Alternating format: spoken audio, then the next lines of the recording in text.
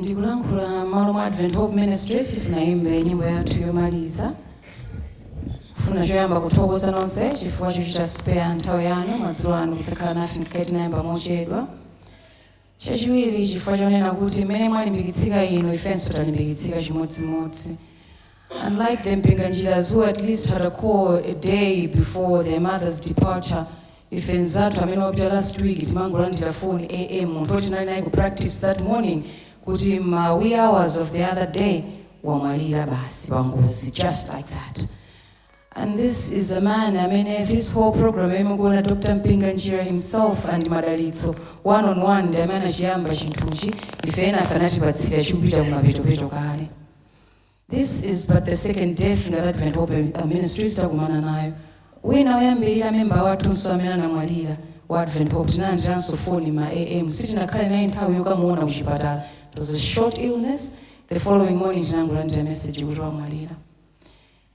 Ife timakhala ngati gulu ndi nthawi zambiri zolimbikitsa anthu ena pamene akuvutika kapena kudwala. Ife eni ngati Advent Hope Ministries sinakhale ndi nthawi yolimbikitsana titapezeka kuti mwina there's an anticipation of death. For every death that has struck this group yabwera so sudden.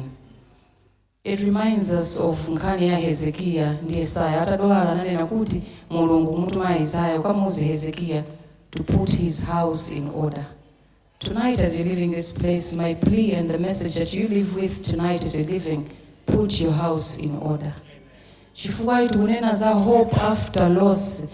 We are hoping kuti ngati anamwalira apita aja anachita bwino ifenso tikachita bwino pamene tidzakumane. Do not be comforted by all the rosy words like guardian angels and everything. That's nothing like that. Munthu akapita wapita. Winanso ngati usanachite bwino kadzapita, there's nothing like meeting.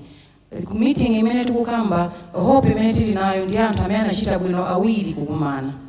Tonight as you leave this place, be comforted in the same Lord that has been comforting us. It's been a hard week, 2 weeks to say. Chifukwa tiwanisa exactly tomorrow kuti madawa kanisa 2 weeks chimwalilireni. Koma we still hope kuti tidzakumana naye ngati fenso titachita bwino.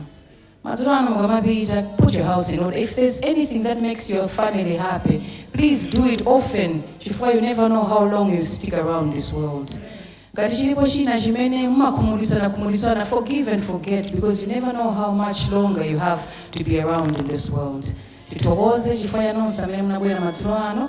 Remember to put your house in order as we put also our house in order. And remember there's hope even after loss, only for those they have put their house in order. Mukhale ndi madzulo opambana, Mulungu akudalitseni. Amen.